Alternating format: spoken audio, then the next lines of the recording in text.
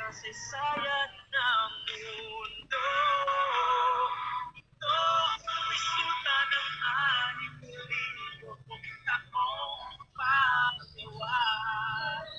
Ito ang pinakasama ng tao at pangako ng Diyos sa tao. Ito ang pinakasama ng tao at pangako ng Diyos sa tao. Sa tao.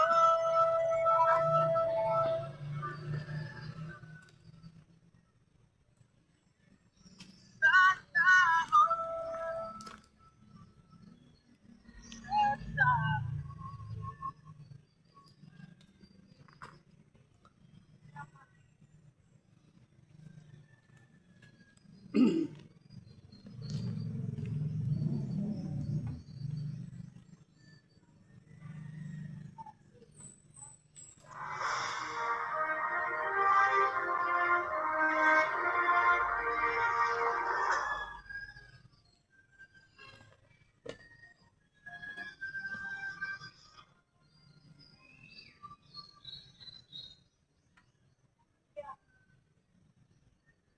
Hello sa inyong lahat.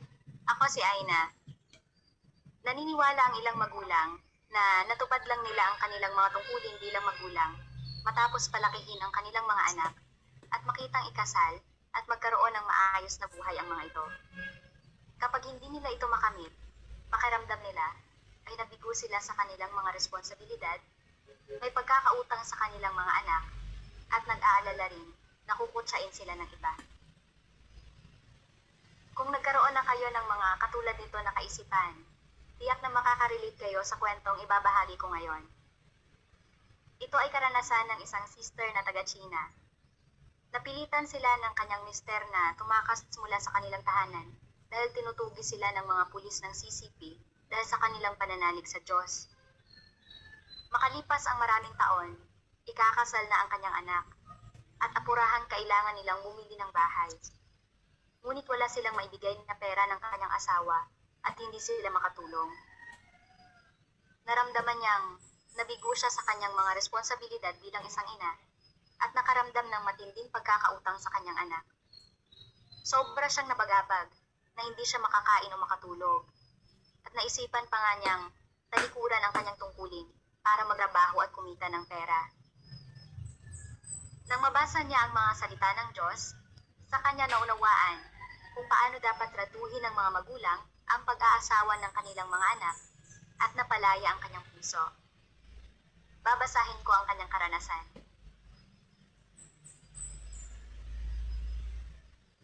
Ipinanganak ako sa isang pamilya ng mga magsasaka noong dekada 60.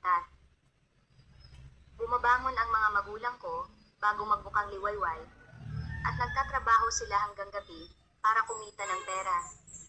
Nang sa gayon ay makapagpatayo ng bahay at makapag-asawa ang kuya ko. Sobrang pagod sila. Sa ilalim ng epekto at impluwensya ng pagkukondisyon ng mga magulang ko, naniwala ako na responsibilidad ng isang magulang na asikasuhin ang kasal ng mga anak nila. Nagkaroon kami ng mister ko ng anak na lalaki matapos may kasal. Sinabi ko sa mister ko, habang bata pa tayo, kumita na tayo ng pera.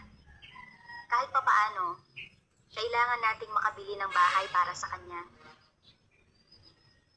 Kalaunan, tinanggap ng mister ko ang gawain ng makapangyarihang Diyos sa mga huling araw.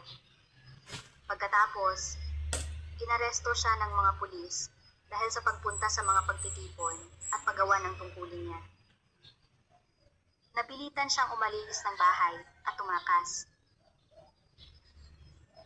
Karaan ng 2 taon, tinanggap ko rin ang gawain ng Diyos sa mga huling araw. Dahil laging pumupunta sa bahay namin ang direktor ng Federasyon ng mga Kababaihan para alamin kung nasaan ang mister ko, hindi ako makasampalataya sa Diyos o makagawa ng tungkulin sa bahay. Dahil walang magawa, umalis na rin ako ng bahay. Mula noon, nawalay kami ng mister ko sa bayan namin at namuhay kami na parang mga pugante, hindi makauwi. Lumipas ang mga araw, sa isang iglap, nasa mga 20 anyos na ang anak namin. Nasa edad na siya para mag-asawa.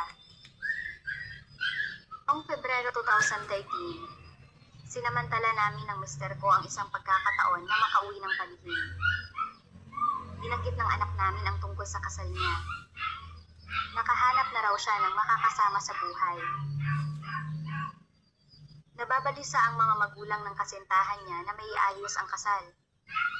Sinabi nila sa anak ko, "Alam namin na walang pera ang pamilya mo. Ayaw namin ng dote. Pero kahit ano, kailangan bumili kayo ng bahay.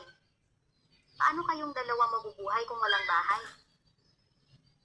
Nang marinig ko ito mula sa anak ko, masyado akong nag-alala. Dahil tinutugis kami ng mister ko ng CCP, maraming taon na kaming tumatakas malayo sa bahay para gawin ang tungkulin namin at hindi kami makalabas at makapagtrabaho para kumita ng pera. Talagang wala kaming paraan para makalikom ng perang pambili ng bahay. Nang makita kong napabuntong hininga at dumaing ang anak ko, nag-alala at naligalig din ako. Iniisip na kung hindi matuloy ang kasal ng anak ko dahil wala kaming mahanap na pera, hindi ba't sisisihin niya ako? Kapag nag-aasawa ang anak ng ibang mga tao, nag-iipon ang lahat ng magulang nila para maibili sila ng mga sasakyan at bahay. Samantala, ako naman ay hindi makalikom ng pera at hindi ko natupad ang responsibilidad ng isang ina. Paano ko ito ipaliliwanag sa anak ko? Pakiramdam ko ay hindi ko maitaas ang noo ko sa harap niya at hindi ko mapangatwiranan ang sarili ko. Habang mas nag-iisip ako, mas lalo akong nag-aalala. Ano ang gagawin ko sa kasal ng anak ko? Minsan, sinabi ng biyenan ko sa akin at sa mister ko, "Kailangan ninyong isipin ang anak ninyo. Tingnan ninyo ang anak ng kapitbahay natin na ikakasal. Bumili sila ng bahay para sa anak nila at binigyan ang pamilya ng mapapangasawa ng 10,000 yuan na dote. Tapos, tingnan mo ang pinsan mo. Nang ikinasal ang anak niya, ibinili niya ito ng bahay at nagbigay siya ng dote na mahigit 100,000 yuan. Talagang maalalahanin ang pamilya ng mapapangasawa ng anak mo.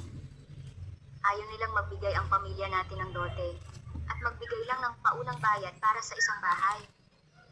Hindi naman pwedeng pinalaki ng pamilya niya ang isang magandang anak para lang sa wala, hindi ba? At saka, ba talaga silang dalawa?